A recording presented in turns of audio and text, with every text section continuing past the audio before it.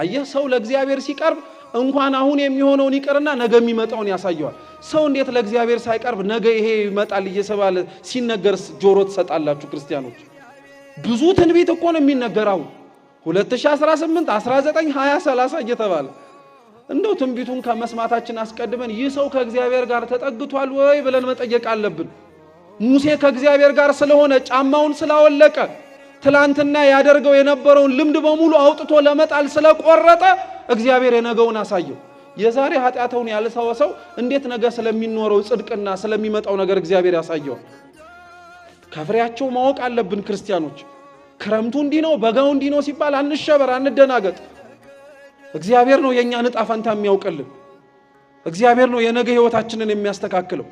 ማንም ሰው እየመጣ መሸቀጫና መነገጃማ ያደርገን እንጂ ስንቱ እኮ ነው አሁን ይሄ ትንቢት የሚመጣው እንትን ላይ ስለተነገረ ይላል። ትንቢቱን የተናገረው ሰው ማን ነው? እንደ ሙሴ ጫማውን ያወለቀ ነው?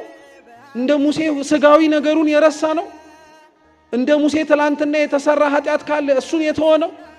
እንደ ሙሴ አደግድጎ ለሚያየው ነገር በትህትና ራሱን ዝቅ ያደረገ ነው? እንደ ሙሴ እኔ መናገር የማልችል ኮልታፋ ነኝ ወንድሜ አሮን ይናገርልኝ የሚል ትሁት ነው? እንደ ሙሴ ለተላከበት ዓላማ እስከ መጨረሻው ድረስ የሚጸና ነው? እንደ ሙሴ ከእግዚአብሔር ዘንድ ቀርቦ በሁለቱ እጆቹ እግዚአብሔር የጻፈውን ሰሌዳ ጽላት ይዞ የሚወርድ የታመነ ሰው ነው? እንደ ሙሴ ለእግዚአብሔር አምልኮት ነው እንጂ ለራሱ ክብር የማይቆረቆር ቀናይ ነው? ረንተው ክርስቲያኖች እንጠንቀቅ በደንብ አድርገን።